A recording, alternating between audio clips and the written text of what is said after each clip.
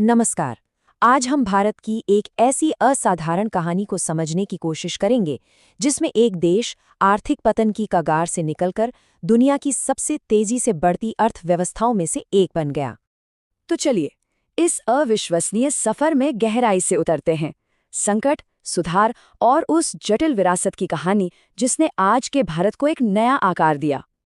देखिए, आज के भारत को समझने के लिए ना हमें उस एक पल में वापस जाना होगा जहां से सब कुछ बदल गया। साल 1991। तो बात है 1991 की।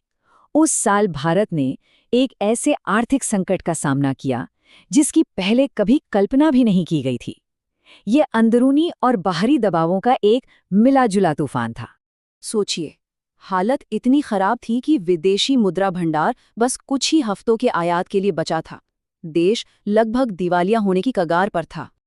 अब ऐसे में प्रधानमंत्री पीवी नरसिम्हा राव और वित्त मंत्री मनमोहन सिंह की नई सरकार ने एक बहुत बड़ा और साहसिक कदम उठाया।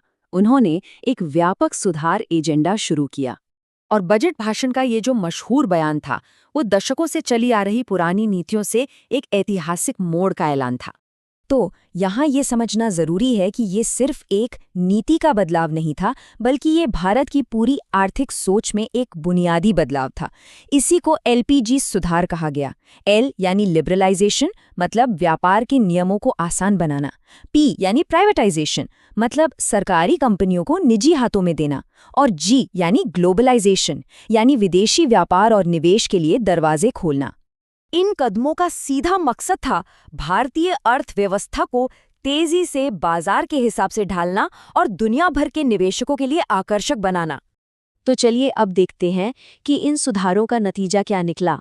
और सच कहूं तो इसका असर हैरान करने वाला था। ये आंकड़ा देखिए, ये उस जबरदस्त आर्थिक विस्तार को दिखाता है जो सुधारों के बाद आया। विदेशी निवेश की जैसे बाढ़ आ गई।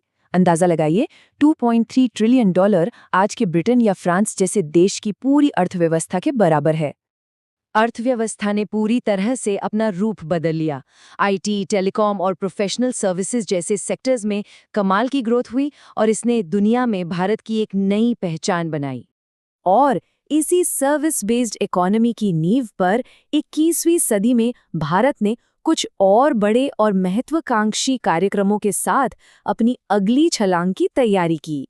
इसका लक्ष्य था कि टेक्नोलॉजी के जरिए एक नॉलेज बेस्ड इकोनॉमी बनाई जाए, सरकारी सेवाओं को बेहतर किया जाए और आर्थिक तरक्की को और मजबूत किया जाए।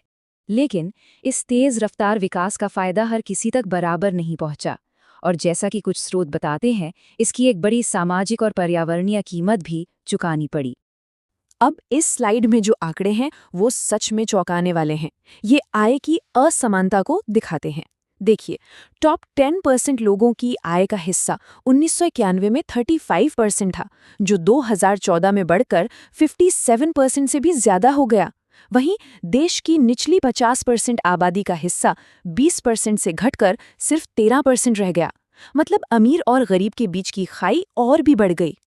आलोचक इन चुनौतियों की ओर इशारा करते हैं। जैसे एक बड़ी आलोचना यह है कि ये जॉबलेस ग्रोथ रही, मतलब जीडीपी तो बढ़ी पर उस हिसाब से नौकरियां नहीं बनी। कृषि क्षेत्र संकट में फंस गया और ग्लोबल बाजारों पर निर्भरता ने अर्थव्यवस्था को बाहरी झटकों के प्रति ज्यादा संवेदनशील बना दिया। और ये संख्या ये उस भारी दबाव को दिखाती है जो कृषि क्षेत्र पर पड़ा, एक ऐसा क्षेत्र जो आज भी देश की एक बड़ी आबादी को पालता है। विकास की इस कहानी का एक और पहलू भी था। तेज औद्योगिकरण और विकास के दबाव का असर हमारे प्राकृतिक पर्यावरण पर भी दिखने लगा। ये एक बहुत ही गंभीर आंकड़ा है। ये बताता है कि प्रदूषण से सेहत पर कितना बुरा असर पड़ा, जो कहीं न कहीं तेज आर्थिक गतिविधियों का एक नतीजा था। तो 1991 से अब तक का ये सफ़र वाकई असाधारण रहा है, लेकिन ये अपने पीछे एक बहुत बड़ा सवाल छोड़ जाता है कि आगे का रास्ता कैसा होगा।